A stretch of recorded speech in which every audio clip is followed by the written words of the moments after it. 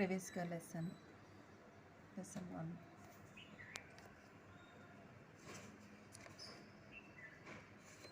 Page number 7।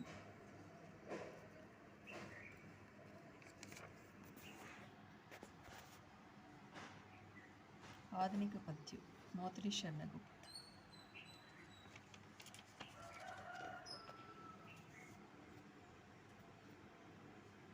कवि परिचय। मैथिली शरणगुप्त का जन्म सन 1886 में उत्तर प्रदेश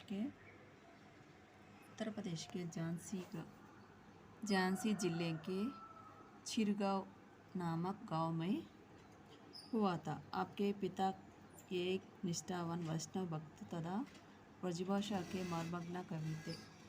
कविता करने की प्रेरणा भी आपको अपने पिता से ही प्राप्त हुई थी।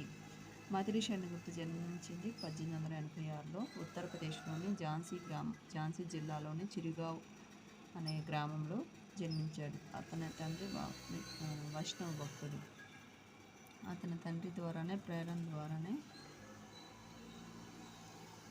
राष्ट्र कवि का प्रसिद्धि చెందాడు। आप मुख्यतः राष्ट्र कवि के नाम प्रसिद्ध हैं। अपने सूक्त भारत के जागृत करने के सफल प्रयत्न किया था।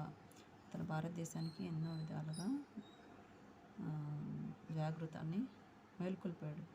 आपकी भारत भारती राष्ट्रीय भावनाओं का मूर्त रूप है। अपने साकेत नामक एक महाकाव्य है।